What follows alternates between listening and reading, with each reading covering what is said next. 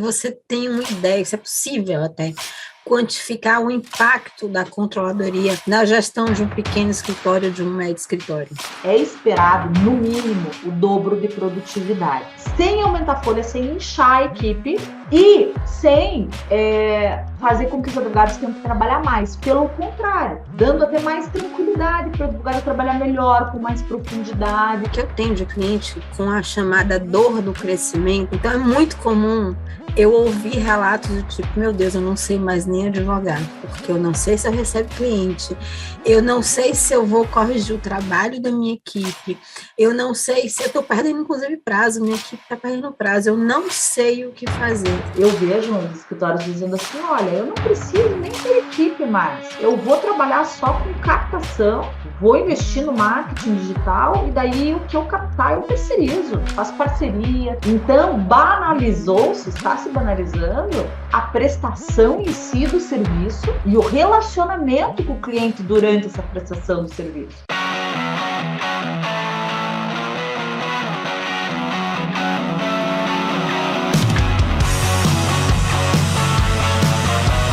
Olá, doutores! Muito bem-vindos a mais esse episódio do DVCast. Mais um tema, mais uma convidada especial, e hoje nós vamos falar sobre controladoria jurídica com Samantha Albini. Tudo bom, Samantha? Como é que você está? Tudo bem, Daniela. Quero agradecer desde já o convite, fiquei muito feliz e honrada. É um prazer estar aqui. Mais uma vez, né? Porque a gente já tem, até a gente já fez live antes, nós já fizemos vídeos gravados na Finaló, na época que a Finaló estava presencial, acho que foi o último ano da Finaló presencial, antes da pandemia. Então, assim, a gente já vem batendo, né, uma bola legal. E, Samantha, eu queria eu sei que você tem a formação em direito, você chegou a ser advogada, então eu queria saber, né, como é que foi essa transição, e por que não dizer essa descoberta da advocacia para a gestão jurídica.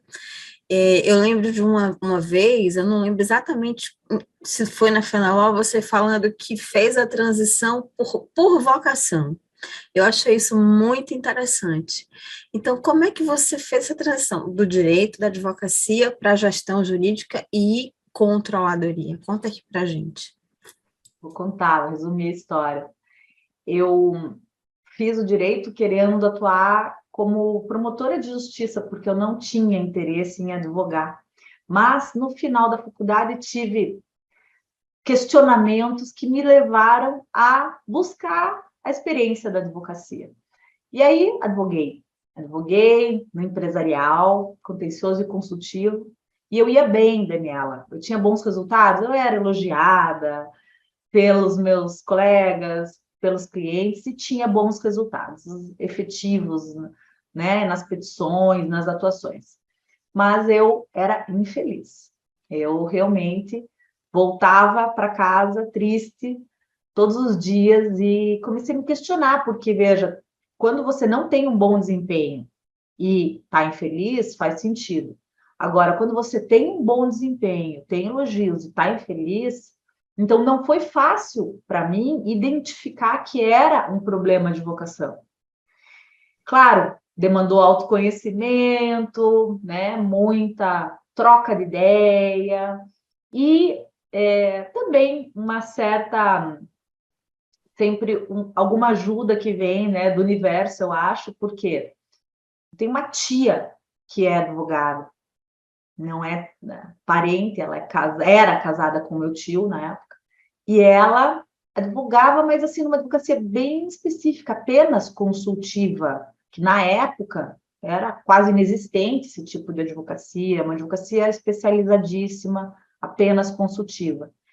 E ela via que eu não estava muito feliz e tinha uma amiga dela, dona de um escritório muito grande, um dos maiores da minha cidade, de Curitiba, que estava buscando alguém para liderar um projeto de implantar uma área que ela chamava de paralegal. Nada mais do que uma controladoria jurídica. E ela identificou, a minha tia, em mim, esse perfil. Falou, olha, você não vai encontrar ninguém com experiência nisso, até porque é novidade, é coisa realmente muito, né, recente. Mas eu acredito que a Samantha tem esse perfil, fala com ela. E dito e feito, fiz a entrevista, adorei a ideia, o papel, a ideia, né, que ela, na minha visão, assim, é uma grande visionária, uma precursora da controladoria jurídica e da gestão jurídica, a doutora Luíse Rainer Pereira Janedes. E ela, enfim, viu em mim também essa pessoa com potencial para fazer isso. E aí me convidou. E na época o escritório era correspondente do Pinheiro Neto, que era o maior escritório do Brasil. Tinha alcançado a quantidade de 1.000 advogados e 2.700 colaboradores. E o Pinheiro Neto dizia que tinha paralegal. Então, ela me encaminhou para lá para conhecer o Pinheiro Neto e o paralegal deles, para implantar o mesmo modelo no nosso escritório. Eu fui e, também resumindo a história, não era um paralegal. Basicamente, o Pinheiro Neto deixava num limbo aqueles bacharéis que não tinham conseguido passar no exame da ordem. Então, eles ficavam de castigo, fazendo atividades bem rasas, administrativas, até passarem no exame da ordem. E eu falei, voltei e falei, olha, doutora Luísa, acho que não é isso que a gente quer implantar, acho que não vai servir de modelo, vamos criar o nosso aqui. E, de fato, né, nós criamos, eu acredito, até hoje, se não foi a primeira, uma das primeiras controladorias jurídicas do Brasil no formato que existe hoje, né? Que a gente fala na controladoria hoje com pelo menos 4 grandes funções. E não é apenas, né, o controle do prazo. A controladoria tem esse trabalho todo de suporte para a área técnica, mas ela tem um papel tecnológico, ela tem um papel de conformidade e ela tem um papel de análise de resultado de inteligência jurídica. Então, a gente criou isso na época e deu super certo, e assim foi. Daí, eu fiz carreira como controller, em outros escritórios também. Então, foi uma questão vocacional, sim, isso mesmo. E eu vejo, sabe, Daniela, que muitos advogados acabam passando pela mesma situação, né? Então, advogam, tentam advogar, né? E não ficam felizes quando descobrem, né, que são felizes com essa questão organizacional, de uso de tecnologia, de aplicar alguma metodologia de gestão, abre-se, né, uma porta assim maravilhosa, que é essa carreira da controladoria, que agora está já indo para a possibilidade de legal operations, né? Quer dizer, a carreira da controladoria ela não precisa finalizar como controller, né? Você consegue depois expandir para algo que é mais abrangente, que é o legal operations. Então, muito interessante tudo isso. Legal, legal, legal. Se descobriu, né? Realmente se Foi. descobriu na gestão jurídica. Você sabe que é uma história próxima com a da Camila Berni, só que ela foi para um outro viés. Pois é. Mas é uma história bem próxima. Parecida. Isso mesmo. Eu conheço a Camila, é isso mesmo. Pois é, saudade dela. Agora, Pois é. para quem está entrando aqui e não sabe nada de controladoria jurídica, vamos voltar do início. O que é controladoria, né? O que é essa área? Curiosamente, você já colocou alguns pilares aqui. O que esse profissional, né? O que escritório deve saber para implantar a controladoria jurídica? Isso aqui que é importante a gente colocar. Porque algo que você falou do Pinheiro Neto me deixou até curiosa, o que faltava processo? Eles tinham noção que faltava, que tinha processo para além do processo jurídico, enfim, né? Eu fiquei curiosa bastante com sua experiência, quando você cita aí, o pessoal estava no limbo. Eu falei, nossa, o pessoal realmente provavelmente não tinha uma estrutura de gestão processual não relacionada ao processo, mas processual administrativa, provavelmente no escritório. Imagino. Olha só, a controladoria jurídica, né, é um departamento. Então, a ideia de você profissionalizar a gestão do escritório ou do departamento jurídico, então ela é aplicável para escritórios e departamentos jurídicos de empresa, é você profissionalizar a gestão separando adequadamente papéis e funções. Então, a gente está falando em mudança de organograma para deixar a área técnica ou jurídica ou técnica jurídica focada numa atividade puramente técnica e criar um setor ao lado chamado Controladoria Jurídica, que desempenha um papel de gestão jurídica, portanto, é um papel que envolve administrativo, mas requer conhecimento jurídico, requer conhecimento pelo menos processual, né? E aí a Controladoria Jurídica assume tudo que é função mais administrativa do que jurídica para dar o suporte amplo para o advogado. Então, como eu falei, isso vai envolver o suporte do dia a dia, protocolos, gestão de publicações, agendamentos, controles, relatórios, etc.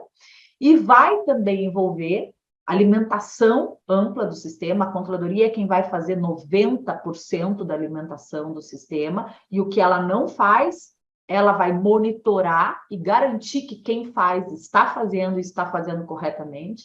Então, ela é a garantidora de que o software está alimentado, completo, atualizado da forma como tem que ser, né? Ela também tem esse papel, então, de conformidade, porque ela vai exigir de todos o cumprimento das regras, fluxos e procedimentos lá do manual, e ela tem esse papel depois de análise de resultados, geração de relatório interno e para o cliente. Então, ela funciona também como uma espécie de centro de inteligência jurídica, porque dali sai indicadores de desempenho, sai jurimetria interna. Então, a controladoria, ela não é apenas um setor de suporte, de apoio, né? Como muitas vezes era visto o paralegal com esse nome, ou mesmo era chamado como centro de apoio ou secretaria jurídica. Eu já vi vários nomes para a ideia da controladoria, né? Então, entender que a controladoria ela vai além, vai um pouco mais. E por que eu acho que no Pinheiro Neto, por exemplo, isso era diferente? Ela garante muita eficiência nesse processo de produção jurídica, né? Ela dá muita agilidade para o advogado. Exatamente, porque tem vários benefícios, evidentemente, mas você pode compreender que uma vez que você vai deixar os advogados em todas as camadas, de sócios até lá os júniores, inclusive estagiários lá da área jurídica, você vai deixar essa equipe toda focada na atividade puramente técnica, no atendimento técnico, na elaboração de petições, audiência, sustentação e consultivo. Então, você vai dar o dobro de produtividade para essa equipe e uma possibilidade deles se aprofundarem muito mais nas atividades. Então, muito mais qualidade e efetividade. E uma pergunta que eu fiz aqui, né, que ficou de fora. O escritório, quando é que ele, digamos assim, quando é que ele está pronto para implantar a controladoria? Ele precisa ser, que tipo de requisito ele deve cumprir? Ele precisa ser médio escritório, o advogado, um escritório com 2 advogados já pode implantar? Enfim, só para a gente entender esse padrão. Não tem um requisito mínimo. Geralmente, o requisito tem a ver com orçamento. Por quê? Porque implantar a controladoria, na verdade, requer a implantação do que a gente chama tríade da gestão dos serviços. Então, requer aquisição de um sistema, contratação de um sistema, de um software de gestão, requer a contratação, pelo menos, de um controller, né? Claro que futuramente a ideia é compor essa controladoria com mais pessoas, mas no início pode ser só um controller, e pode ser até meio período, e pode ser remoto, e pode ser terceirizado, mas enfim, requer algum investimento ali para a controladoria, e requer a elaboração do regramento do escritório. A gente chama de regulamento interno, manual e guia do cliente. Então, geralmente, para você fazer isso e fazer de uma maneira efetiva e tal, você vai precisar de um orçamento para sistema, para controller e para uma consultoria para te ajudar a fazer tudo isso, porque você vai ter que trocar o pneu com o carro andando, você vai ter que fazer no menor tempo possível e acertar. E uma das maiores dificuldades dos escritórios tem a ver com o sistema, desde a escolha do sistema ou configuração do sistema. Outra dificuldade é contratar o controller, porque não conhecem o perfil, não sabem como contratar, como selecionar. E, né, na consultoria você pode embutir essa seleção, né? E fazer os manuais, que é mais difícil ainda. Então, o ideal é contratar uma consultoria especializada em gestão jurídica que faça tudo isso pelo escritório. Nós temos casos de clientes na Radar que são unipessoais. Às vezes é só um sócio e tem, sei lá, o sócio e mais um ou dois advogados, ou o sócio mais um advogado e um estagiário, quer dizer, escritórios realmente pequenos, né, que às vezes tem 300 processos só, que é uma quantidade pequena, mas já estão implantando a controladoria, já estão sentindo essa necessidade. Então, dá para dimensionar para o bolso aí de cada um, né? E quanto antes implantar, melhor, porque aí já começa com o pé direito. Imagina se começar um escritório, Daniel, você já começa com o cadastro dos seus clientes completinho, com todos os documentos digitalizados e salvos no lugar certo, do jeito certo, com todos os processos cadastrados. Então, né, você evolui rapidamente dessa maneira, mas requer um investimento como é natural. A organização é perfeita, né? Porque, assim, o que eu tenho de cliente com a chamada dor do crescimento, você sabe o que é a dor do crescimento? Quando o escritório começa a crescer e o advogado, os sócios não se prepararam para esse crescimento. Então, é muito comum eu ouvir relatos do tipo, meu Deus, eu não sei mais nem advogar, porque eu não sei se eu recebo cliente, eu não sei se eu vou corrigir o trabalho da minha equipe, eu não sei se eu estou perdendo, inclusive, prazo, minha equipe está perdendo prazo, eu não sei o que fazer. E essa confusão é exatamente originária da falta de processos, óbvio, mas principalmente da falta do trabalho do controle. É isso mesmo. Você sabe que, com certeza, né, a pandemia e a consequente mudança sem planejamento, sem preparação, sem nada, para um modelo remoto, home office, né, forçadamente, ainda que tenha sido provisório, fez com que os advogados tivessem essa sensação que você falou, puxa vida, acho que eu me perdi. Eu ainda não acompanhei a mudança do processo físico para o eletrônico. Agora, mudar o modelo de trabalho do presencial para o home office, eles realmente sentiram ali as estruturas se abalarem. E aí eles começaram a se atentar. Ver que muitos outros escritórios, independente ou antes da pandemia, já estavam se preparando para trabalhar um pouquinho mais nesse formato remoto, com mais tecnologia. E aí, eles começaram a olhar um pouquinho mais, então, para o mercado e para os concorrentes, ou até mesmo, né, para as suas inspirações, para aqueles escritórios que são os gold standard deles, e viram, puxa, eu posso ser diferente, talvez eu tenha que mudar alguma coisa aqui, que vai desde mentalidade, cultura, visão, até realmente na prática, as coisas como funcionam aqui hoje, para atingir um resultado melhor.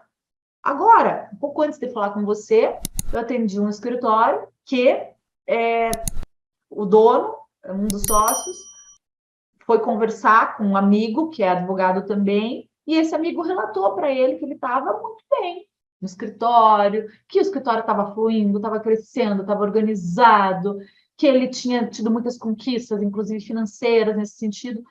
E o amigo, então, ficou assim, puxa vida, mas como que você conseguiu e tal? E ele contou, olha, eu fiz uma consultoria, troquei de sistema, implantei uma controladoria, fiz regulamento, fiz manual, fiz guia do cliente, organizei toda a casa, e com isso já foi suficiente para as coisas deslancharem para mim. Então, ele veio justamente porque ele teve esse olhar para fora. Acho que falta muito isso para os advogados ainda, né? Ficam muito lá dentro do escritório, no dia a dia, na rotina, e não olham muito para fora. E quando olham, infelizmente, Daniela, eu vejo que é um olhar distorcido. Eles têm, às vezes, uma percepção equivocada a respeito de si mesmos e da concorrência. Então, isso não é bom. Isso é perigoso, né? Eu ouso dizer até do planejamento, porque uma coisa que aí eu vou trocar com você, faz parte da minha experiência, quando a gente planeja crescimento de escritório, o que normalmente o advogado associa? A variação de esteira linear de produto de demanda jurídica que é oferecida ao mercado. Ele cresce por inchar, digamos assim, o seu portfólio de serviço, e não adentrar de verdade, fazer um planejamento focado exatamente no business e no core do próprio escritório. Acaba você inchando demais e provavelmente controle e os processos internos, bal, né? E ele perde completamente essa noção. E quando a gente olha para o passado da advocacia, crescer era isso. Por que era isso? Porque antes, agora a gente tem o escritório digital, né? Tá aí o CNJ, as coisas estão começando a se adaptar para a gente criar esse fluxo, mas antes, quando se falava em crescimento, era implantar um escritório em outras cidades, em outras capitais. Exatamente. Expandir filiais, né? Isso, com certeza, criar mais filiais, ter mais unidades. É como você falou, rechear a prateleira com mais produtos e serviços, né? Oferecer, então, mais serviços em mais locais. E agora as coisas mudaram, né? Talvez não seja isso, talvez seja o contrário, porque a gente já passou da era do escritório full service, né? Como o próprio primeiro método que nós mencionamos, Demarest, tantos outros aí, né? Hoje não, hoje o movimento é outro, é da especialização, é do escritório ou especializado ou altamente especializado. Então, as coisas são diferentes, né? Então, tem que ter um foco maior, como você mencionou, e como a gente falou, isso requer olhar para fora, olhar, conhecer, entender as tendências, ver o comportamento do mercado, o comportamento do cliente, né? Então, isso tudo tem mudado bastante, impulsionado pela tecnologia, pela própria pandemia, que, como toda crise, tem a sua oportunidade, e aí está o lado bom da pandemia, de ter mostrado, né, as oportunidades, as possibilidades de trabalhar de uma maneira um pouquinho diferente. Legal, você falou sobre o controller, fala um pouquinho de qual o perfil desse profissional. Você foi identificada como, olha, a Samantha pode ser o perfil desse profissional que você busca. Fala pra gente que perfil é esse. Controller, via de regra, tem as exceções, né? Vamos falar da regra. Controller, via de regra, é um advogado, de preferência com experiência, ou seja, que já advogou, e que gosta, né? E tem essa vocação, esse desejo por trabalhar com gestão. Então, ele tem que ter habilidade, tem que ter vocação, tem que gostar. É o ponto de partida. Claro que também requer dele que tenha, então, um conhecimento estruturado em gestão, pós-graduação em gestão, por exemplo, né? Se for em gestão jurídica, melhor ainda. Que ele conheça também tecnologia, então ele tem que ter um conhecimento avançado dos melhores softwares de gestão, do software de gestão que ele vai atuar. Ele tem que ter um conhecimento, pelo menos, intermediário de Excel e outras tecnologias, como BIs e outros softwares que, enfim, o controller acaba trabalhando no dia a dia, né? Então, é um misto de conhecimento jurídico, muitas vezes baseado em processual, né? Então, às vezes, requer-se uma pós-graduação em processual e um conhecimento em gestão e tecnologia. Porque, assim, gestão e tecnologia, Daniela, eu vejo como indissociáveis. Eu sempre chamo de gestão tecnológica. Até porque, na minha percepção, a tecnologia sem a gestão, ela é perigosa. Porque ela pode te levar a cometer um erro pior do que se você não tivesse a tecnologia. Então, e a gestão hoje sem a tecnologia não existe, até porque a gente está nesse mundo altamente tecnológico, no mundo jurídico, que, como você falou, está sendo transformado para o 100% digital. O que eu gostaria que os advogados entendessem? Que nós temos um projeto em andamento, encabeçado pelo Conselho Nacional de Justiça, que você mencionou agora, de transformação da justiça para 100% digital. Então, uma coisa é o processo eletrônico, que ainda o Brasil nem é 100% eletrônico, o Rio Grande do Sul está cheio de processo físico.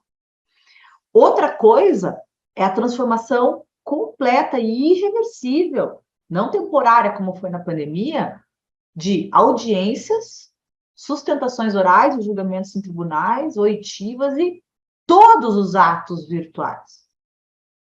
Então, assim, muda a forma de advogar, muda a estratégia, a abordagem, mesmo o conteúdo, tanto é que tanto tem se falado de um direito mais visual, do uso de infográficos, etc. por isso, porque muda tudo, tem que mudar a estratégia, né? Então, a gente tem que se preparar para esse tipo de mudança e a mudança do nosso público-alvo da advocacia, do nosso cliente. Porque esse nosso cliente da advocacia, ele está exigindo um atendimento muito melhor, um prognóstico mais preciso e completo do seu caso, informação periódica, frequente, espontânea, sem que ele tenha que pedir. Ele está requerendo, né, algo a mais. Então, é tudo isso que a gente tem que começar a se preparar, se estruturar. Quem sair na frente vai se destacar no mercado, vai ter um diferencial, esse diferencial vai ser percebido pelo cliente, que é o que a gente quer, e vai conseguir crescer e se sustentar bem nesse novo período da advocacia aí 5.0, que tanto se fala, né? Perfeito. Fala-se muito na advocacia 5.0. Minha preocupação que eu tenho visto é que, assim, tudo digital é fácil. Fácil, então eu vou colocar lá no meu Instagram que eu atendo em todo o Brasil. E o que que ocorre? Você não está preparado logisticamente e do ponto de vista da gestão para realmente atuar em todo o Brasil. E não é só receber as demandas de todo o Brasil. Porque o que o CNJ sinaliza é perfeito, porque você diminui o impacto financeiro, diminui digamos assim, a possibilidade de você ter que contratar N correspondentes, de correr atrás, um faltar, enfim, se diminui o impacto financeiro, mas se você realmente não está preparado do ponto de vista da gestão para, de fato, atender a esse cliente que não está próximo a você, e não estou falando para você colocar um escritório na cidade dele, não é isso. É você estar organizado para receber. É o mínimo de você receber documentos, de você correr atrás de provas, enfim, são questões estruturais que parece que as pessoas não pensam, deixam acontecer para depois correr atrás. Essa é a minha preocupação, sabe? Tem toda a razão. Sabe o que me assusta? Que com essa onda que você está mencionando, é uma interpretação equivocada, claro, das tendências e da própria tecnologia, eu vejo os escritórios dizendo assim, olha, eu não preciso nem ter equipe mais, eu vou trabalhar só com captação, vou investir no marketing digital, e daí o que eu captar eu terceirizo, faço parceria, terceirizo. Então, banalizou-se, está se banalizando a prestação em si do serviço e o relacionamento com o cliente durante essa prestação do serviço. O que eu sempre digo? Parece um pouco contraditório, mas a gente tem que fazer um esforço duplo. Por quê? Nós temos na administração de empresas e, consequentemente, na gestão jurídica, uma metodologia que é identificada como FCS, que são os fatores-chave de sucesso. São aqueles essenciais para o sucesso de um empreendimento, sem os quais não se tem ou não se sustenta o sucesso. Na advocacia, nós temos dois fatores-chave de sucesso. A gestão tecnológica, que eu já falei, e as pessoas. E quando eu falo em pessoas, eu estou falando em equipe interna, né? Então, essa equipe interna, essa qualidade técnica também. E eu estou falando em cliente, em valorização do cliente, humanização do atendimento, era do relacionamento, tudo isso daí. Então, parece um pouco contraditório, porque, Samantha, você está me dizendo que eu tenho que investir em gestão e tecnologia e acompanhar o avanço dessa justiça para 100% virtual, mas agora, ao mesmo tempo, você está me dizendo que eu tenho que humanizar, que eu tenho que aproximar, relacionar com o cliente, tal. Mas é isso mesmo. Você tem que humanizar, você tem que ter equipe, você tem que valorizar mais a tua equipe, você tem que conseguir desenvolver uma boa equipe, reter talentos, você tem que cativar o teu cliente, né, nesse mundo digital, que às vezes é mais difícil até do que você fazer isso presencialmente. Então, é isso, é o grande desafio. Mas o bom, Daniela, é que se é desafiador para um, é para o outro, para o outro, para o outro, está todo mundo na mesma situação, porque isso aí é inexorável do mercado, né? Eu lembro que quando a pandemia começou, olha só que incongruente, a pandemia começou e os advogados, né, os que podiam, o que começou uma lição de casa, estavam atendendo os clientes, né, de forma remota. E quem não estava preparado, de repente se viu com coisas pequenas, mas que realmente pegam, do tipo assim, olha, eu vou mandar para meu cliente a procuração, como é que ele assina? Vou mandar o contrato, como é que ele assina? E eu lembro que eu dei um treinamento de negociação na época, eu falei assim, gente, e era em company, eu falei assim, olha, a gente precisa tirar o processo logístico, não pode ser barreira, a gente tem que estar pronto. Vamos assinar uma ferramenta para as pessoas colocarem o dedinho e assinarem, porque se o advogado não tem condição de ter um scanner em casa, imagine o cliente. Então, a gente tem que facilitar esse processo. Então, tudo que tiver de barreira, a gente tem que solucionar. Isso não pode ser um problema para o fechamento. Muito pelo contrário, esse pensamento sistêmico e estratégico, inclusive, tem que contornar todas as áreas do escritório. Nada pode ser barreira, nada. E o digital, embora seja, entre aspas, fácil, ele impõe muito desafios, inclusive tecnológico. E o que vem, inclusive, nessa minha pergunta em seguida, né? Porque a gente está falando de controle, a gente está falando de alimentar sistema. Como é que é esse trabalho quando a gente sabe que a grande maioria dos escritórios, até dos advogados, não tem essa cultura de input, né, de pegar as informações e adicionar para fazer diferente, para alimentar não só o sistema, para alimentar a inteligência do escritório. Por isso, né, que a gente designa essa função como uma das principais funções da controladoria. Por isso que 90% da alimentação do sistema é feita pela controladoria, desde os cadastros mais completos, robustos, criação de campos extras para informações que não têm um campo específico já no sistema, e, enfim, tudo entra pela porta da controladoria, ela que recebe publicações, intimações, citações e já agenda prazos, compromissos e tarefas, ela que controla tudo isso.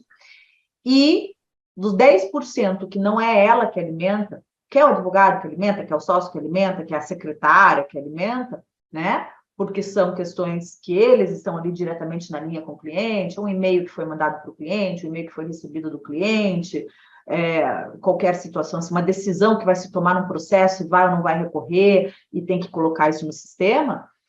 Nessa parte, que não é a controladoria que alimenta, ela confere se os outros alimentaram.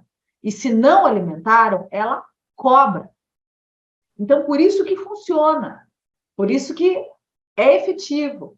Né? Porque ela vai alimentar 90% das informações e dos 10% que não é ela vai cobrar, monitorar e cobrar que seja alimentado.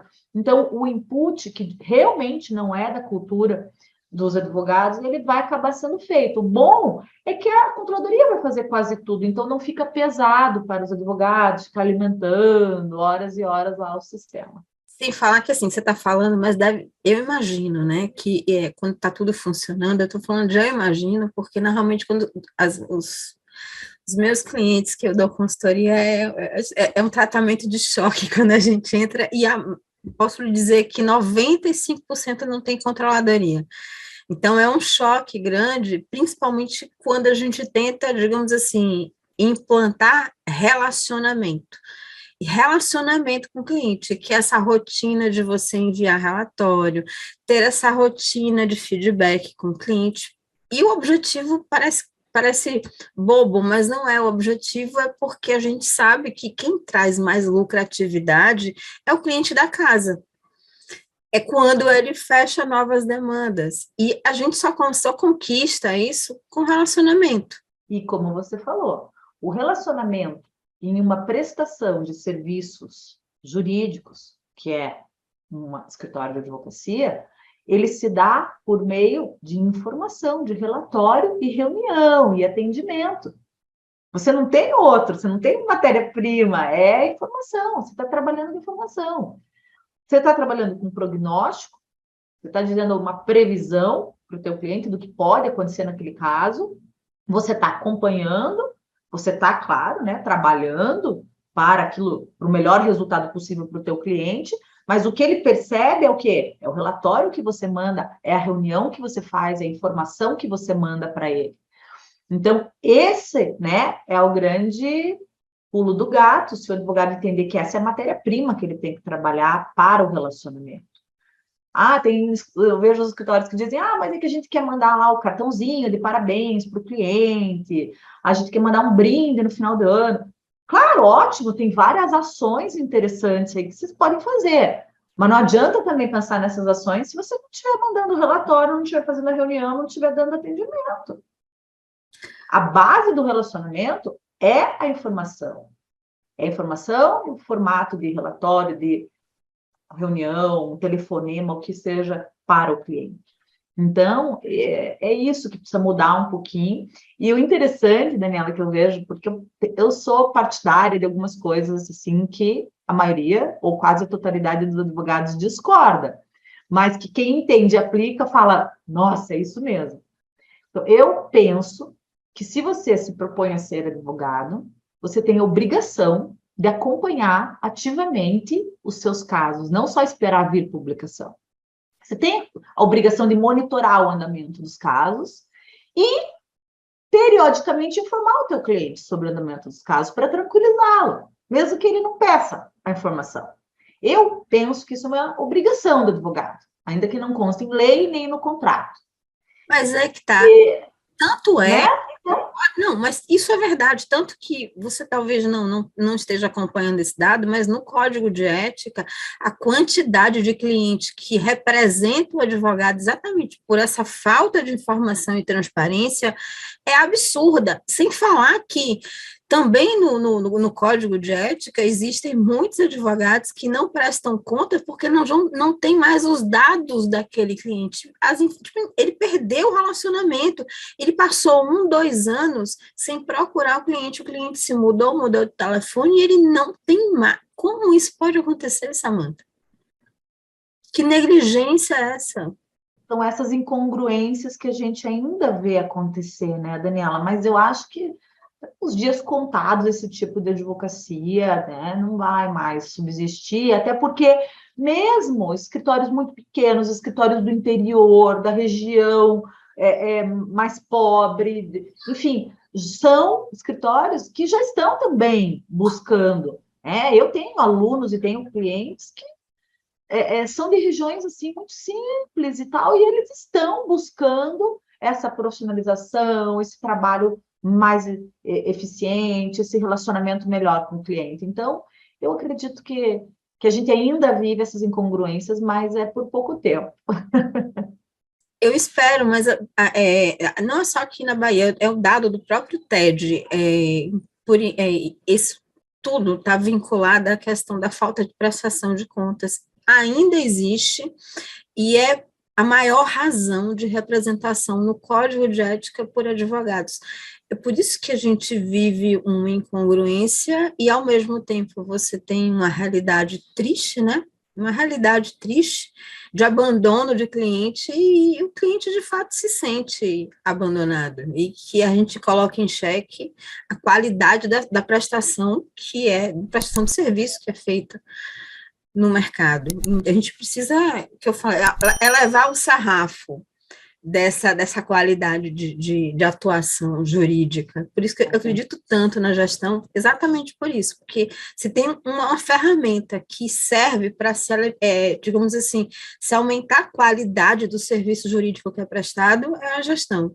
E o legal é que, né, pessoas como eu, você, a gente está aqui para propor soluções que não são só aquelas coisas lindas, teóricas, né? E sim práticas. Nós já vivenciamos isso, nós já implantamos, nós sabemos o que nós estamos falando. Eu fui controller em escritório que tinha 30 mil processos ativos, fora o consultivo. E nós acompanhávamos 100% da carteira, pelo menos uma vez por mês. Tinha processos que a gente acompanhava mais do que uma vez por mês, porque eram estratégicos. Agora, os comuns, uma vez por mês, eles eram acompanhados ativamente, numa época que não existia site de tribunal. Que a gente, para fazer acompanhamento, ou era presencial, encostando a barriga lá no balcão do cartório, ou era telefonando para o cartório ou para algum órgão, quando administrativo, por exemplo, se tratando de processo administrativo, ou por meio de correspondente. Então, muitos vêm me dizer, Samanta, mas você propõe aí algumas coisas que são impossíveis de serem feitas. Olha, não são. Impossíveis não são, podem ser desafiadoras, mas são possíveis, viáveis, porque eu já fiz e vejo serem feitas nos escritórios, né? Então, é isso aí. Fácil não é, mas não é impossível. E sendo difícil, é bom, porque são poucos que vão conseguir. Quem conseguir vai ter um resultado melhor, vai se destacar, né? Se fosse fácil, todo mundo faria, né? Que vem LGPD. Vamos falar um pouquinho do LGPD. Qual o papel da controladoria num ambiente, ou digamos assim, num mundo que está cada vez mais apreciando, ou pelo menos vislumbrando a privacidade e o fluxo de dados no escritório? Principalmente agora, quando a gente está falando de trabalho remoto, há que se prezar muito pela questão da privacidade e desse fluxo, dessa responsabilidade de dados. Ótima pergunta. Então, olha só, a controladoria, mesmo antes do surgimento da LGPD, na forma como é hoje, ela já tinha, sempre teve um papel de atuar para garantir o sigilo, a confidencialidade de todas as informações e documentos dos clientes, dos processos, dos serviços. Por quê? Porque ela é responsável desde o início, desde o cadastro de um cliente, né? Mesmo que ele seja ainda um potencial cliente, ela que deve fazer esse cadastro, né? Zelar por essas informações, recebimento de documentos, digitalização, salvamento dos documentos, nomenclatura desses documentos, né? Disponibilização. Então, o trânsito eventual desses documentos, se ainda físicos, tudo isso é responsabilidade da controladoria. Durante toda a prestação de serviço consultiva ou contenciosa, envio, recebimento de documentos e informações, ela também que faz, até o final, quando existe a prestação, final de contas, que você mencionou, exigida lá pelo TED, e que é, né, uma das principais causas aí de processos disciplinares. É isso aí. Então, a controladoria está envolvida início, meio e fim, no que diz respeito às informações e documentos dos clientes. Então, ela tem um papel crucial para garantir, né, a proteção dos dados dos clientes. Se a gente está falando em dados do escritório, enquanto os dados realmente do escritório, né, da administração e das finanças do escritório, aí geralmente não é a controladoria, é um setor administrativo financeiro, que é outro departamento, né, que aí tem muito mais a ver com a TI do escritório, a segurança da informação toda, que é gerida pelo administrativo, e também os fluxos e procedimentos administrativos e financeiros, né, e de TI, tá? A controladoria, ela fica realmente mais ligada aos dados, em geral, dos clientes. Então, mesmo antes de haver a lei e as multas e as punições todas, né, nós, na metodologia que nós implantamos de gestão de serviços profissional, já temos esses cuidados todos, temos as regras, temos os fluxos, os procedimentos que garantem todo esse sigilo, essa proteção. Perfeito. Você falou tanta coisa legal de controladoria que realmente vou perguntar se você tem uma ideia, se é possível até quantificar o impacto da controladoria na gestão de um pequeno escritório, de um médio escritório.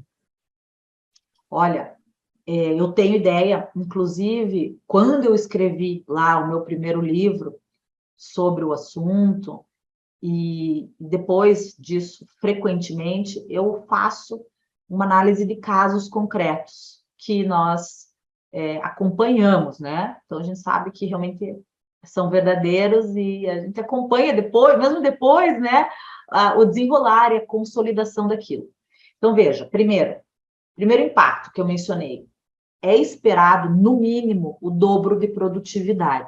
Então, vamos dar só um exemplo. Um escritório que tenha 800 processos e 4 advogados. Então, nós temos lá uma taxa de produtividade individual de 200 processos por advogado.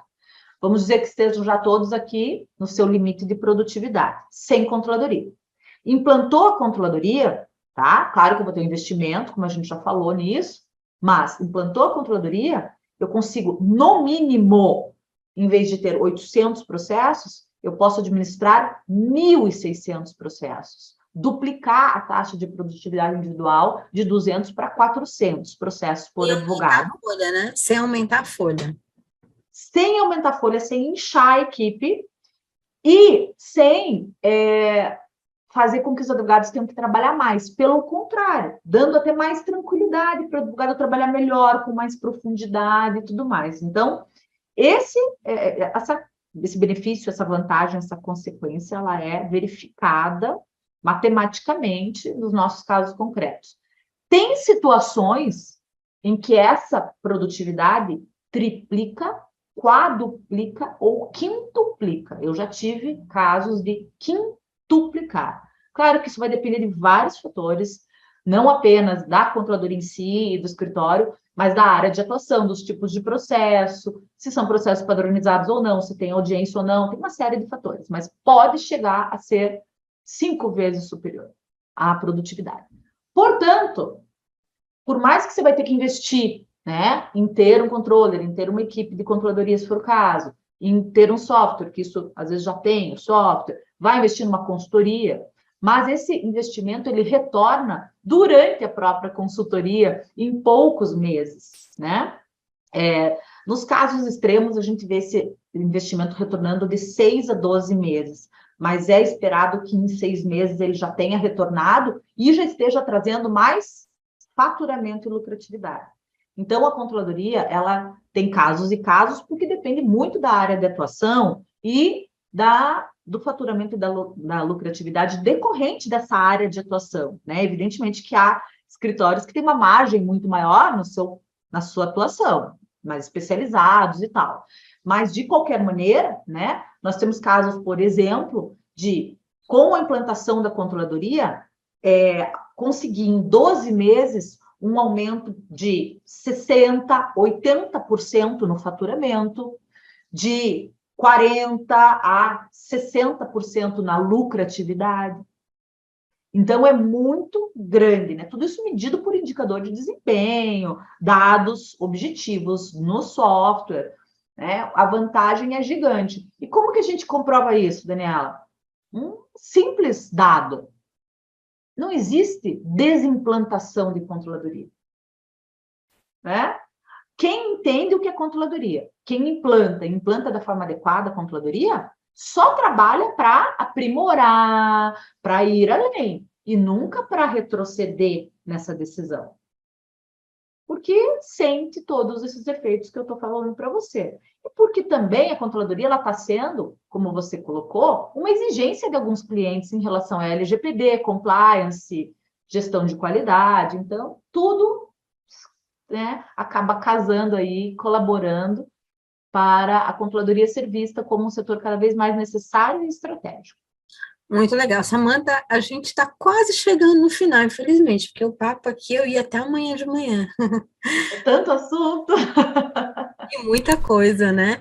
E assim, antes de fazer uma pergunta, fazer a próxima pergunta, eu vou até pedir para você divulgar suas redes sociais, para você divulgar onde as pessoas vão encontrar, né? Porque aí as pessoas já vão, quem é a Samanta, onde é que encontra Samanta? Diga aí, quais são as redes sociais da Samanta, da Radar?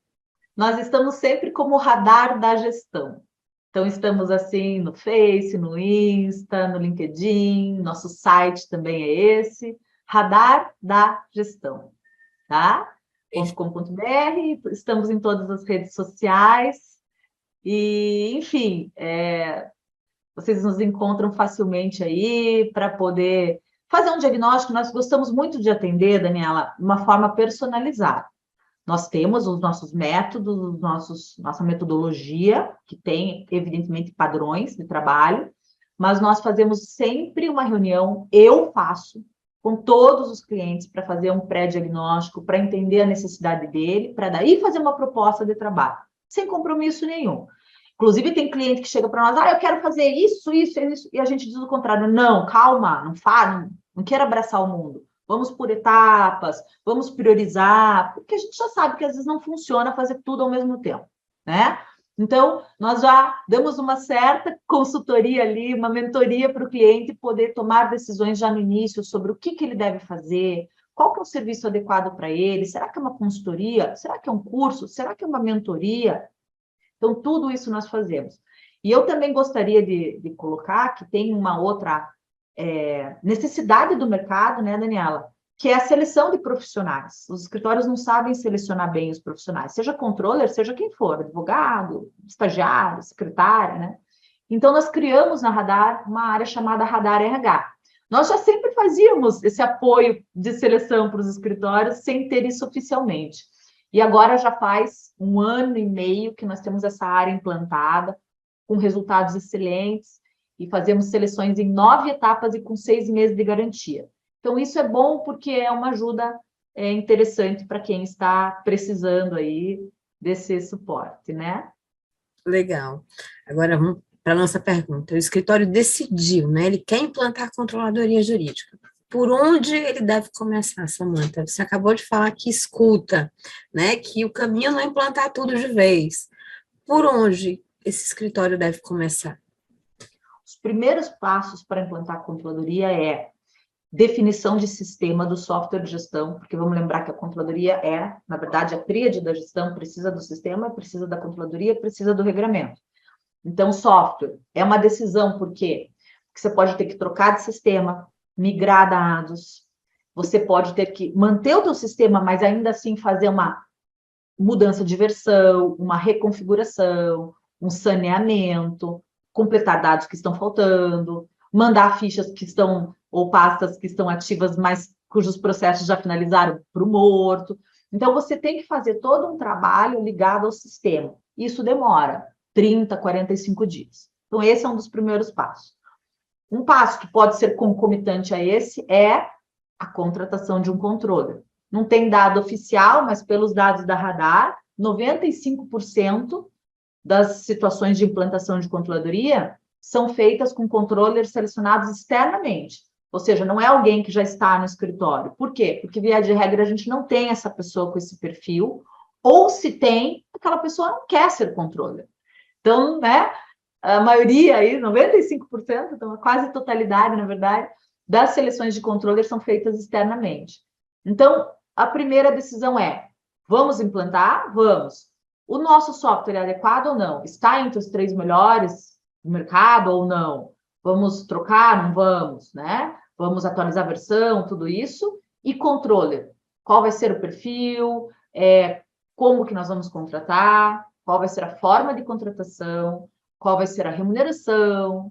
Quais são os detalhes desse perfil? Iniciar essa seleção. Então, são os primeiros passos, porque as duas coisas vão demorar 30, 45 dias. Aí, quando você já tem o sistema adequado, você já tem um controller, você começa a escrever o manual. Aí sim, você começa a mapear os fluxos e procedimentos que já existem, ver como é hoje e o que precisa ser alterado, aprimorado, e já colocar no registro do manual esse novo padrão, né? O que a forma como vai ser a nova atuação com a controladoria. Basicamente isso, claro que não é só isso, tem uma série de outros detalhes aí no meio do caminho. Eu ia te fazer uma pergunta por curiosidade. Curiosamente, quando, em que momento se traz os advogados a participar desse processo, culturalmente? Desde o início. Quando a gente é contratado em consultoria, a gente tem uma primeira reunião só com os sócios para alinhamento de expectativas e a gente já encaminha uma espécie de um formulário com papéis, funções e sugestões que eles devem mandar para todos do escritório preencherem, estagiário e inclusive sócios. Todos têm que preencher. Né? Então, ao encaminhar isso, eles devem fazer essa comunicação formal, dizer, olha, pessoal, nós estamos começando uma consultoria aqui no escritório, o objetivo é profissionalizar a gestão, é modernizar, é nos colocar ali, né, dentro dos escritórios mais avançados em termos de gestão e tecnologia. Então, tá aqui, ó, é a empresa Radar que vai fazer, eles encaminharam esse formulário para vocês preencherem, eles querem ouvir a opinião de vocês, então ali você já está ouvindo as sugestões, as pessoas e tal. E isso tudo deve ser conduzido individualmente, a gente faz de forma sigilosa, então os colaboradores mandam diretamente para nós os formulários, e daí nós fazemos entrevistas com as pessoas-chave para detalhar ainda mais alguma coisa e ter, portanto, né, um feedback real de como a banda toca naquele escritório, né, e o que precisa ser feito para melhorar. Então, os colaboradores devem ser envolvidos desde o início, e em relação à controladoria, tem que se quebrar aquilo que é natural que haja, né, se não for bem conduzido, que é a resistência à mudança, né? Todo mundo resiste à mudança, mesmo quando a mudança é boa, porque ela é mudança, né? Então, assim, a gente precisa conduzir esse processo de uma maneira suave, positiva, construtiva, né? E bem eficaz para comunicar isso aí para os colaboradores, trazer segurança, mostrar que o que a gente quer mesmo é aprimorar e não apenas controlá-los, né? Porque o nome não ajuda muito. Se a gente falar, nós vamos implantar a controladoria, a sensação das pessoas é aí, agora eu vou ser controlado. Claro que isso não é tido de uma maneira positiva. Então, a gente tem que conseguir transformar tudo isso em algo positivo. Por isso que a contratação de uma consultoria é algo que vale muito a pena fazer. É muito difícil para o escritório fazer isso sozinho da maneira adequada. E aquela coisa, né, Daniela? Quando tem alguém de fora falando, às vezes parece que tem mais, Se né? casa não faz milagre, a gente acaba Tá. falando isso. É. Então, é melhor quando é feito de fora para dentro. É melhor. Você começa também a enxergar hábitos e questões que provavelmente alguém interno não esteja vendo. É outro olhar, né? E a consultoria, ela vem para trazer isso, né? As melhores práticas de mercado, a experiência toda, né? A vivência. Antes de passar a palavra para você dar as suas palavras finais, porque assim, eu sou suspeita, estou amando esse momento aqui, né? Aprendendo muito. Eu digo, sabe, Samantha, que aqui é o DVCast que mais aprende sou eu. Porque a gente fica aqui no ato de fazer perguntas, de preencher curiosidade, a gente vai aprendendo junto com o convidado. Então, assim, eu preciso dizer aos advogados que o ADVcast vai para o ar, e é um podcast em áudio e vídeo, ele vai para o ar em vídeo no YouTube, sempre aos sábados, às 15h45 da tarde. Na segunda-feira, às 6h30 da manhã, ele vai ao ar em vídeo pelo Spotify também, mas em áudio para os demais agregadores de podcast. E o convidado, você, advogado, pode também enviar sugestão de pauta e de convidados. Basta você acessar advogadoempreendedor.com/dvcast, e lá você vai preencher um formulário e vai nos indicar novos convidados e tema que você tem curiosidade, quer aprender, para a gente receber aqui. Samantha, quero lhe agradecer demais por ter participado com a gente. Quero pedir, inclusive, que você retorne, né, trazendo outros temas, e até esse novamente de uma forma mais aprofundada, né, que eu sei que tem muito pano para manga e controladoria, nossa, contém. E vou te passar para proferir as suas palavras finais. Bom, agradeço demais esse momento que tivemos aqui. Sou suspeita também para falar, né, no sentido de que falar sobre o que a gente gosta, gestão jurídica, mercado jurídico, é um grande prazer, ainda mais com uma pessoa tão querida, né, e uma profissional tão competente como é a Daniela. Então, agradeço muito de todo o meu coração. Estou disponível para outras vezes vir conversar sobre controladoria, sobre gestão, sobre tecnologia, tendências de mercado, estratégia, gestão de tempo, gestão de pessoas, qualquer outro assunto aí que vocês queiram, que vocês estejam pedindo, e principalmente aí, né? Os ouvintes, as pessoas todas da audiência de vocês. A minha mensagem final eu creio que sugerir para que cada um, seja quem for, sócio de escritório, controller, advogado, estagiário que está nos assistindo, pare um pouquinho e faça uma reflexão a respeito daquelas 15 habilidades que recentemente foram indicadas como as habilidades do futuro, né? Pelo Fórum Internacional. E até depois a Daniela pode, se quiser, colocar na imagem aqui junto com esse nossa gravação, porque, de fato, né, nós temos muito a avançar para acompanhar as tendências mundiais relacionadas à vida, ao trabalho, ao uso de tecnologia, à inovação, a tudo. Nós estamos num momento de mudança de mundo grande, muito impactante. E, primeiro, precisamos manter a nossa saúde e equilíbrio pessoais, né? Senão, não adianta de nada o profissional. E, segundo, temos muita lição de casa para fazer, tanto no âmbito pessoal como profissional, muita coisa a desenvolver, né?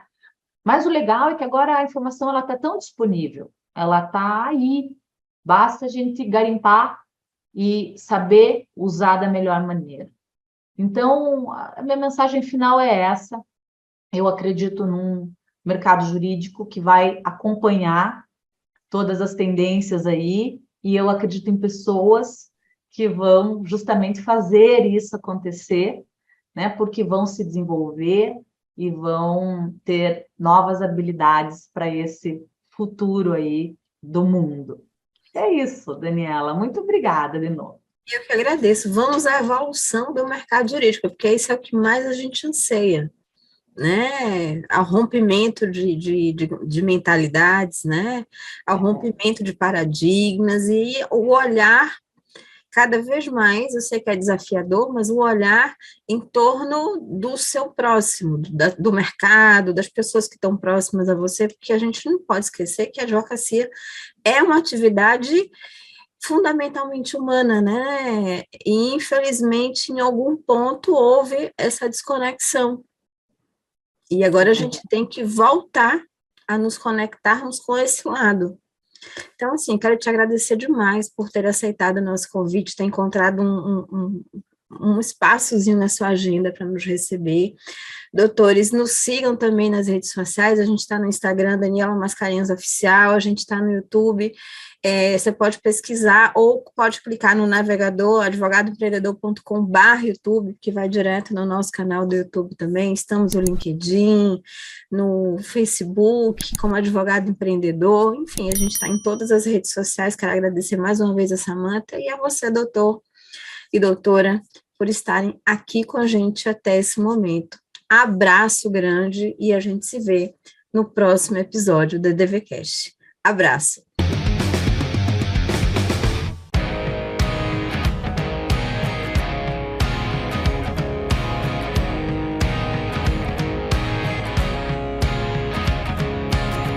Forever young, or am I faking? On the tip of my tongue, there's a sarcasm wave.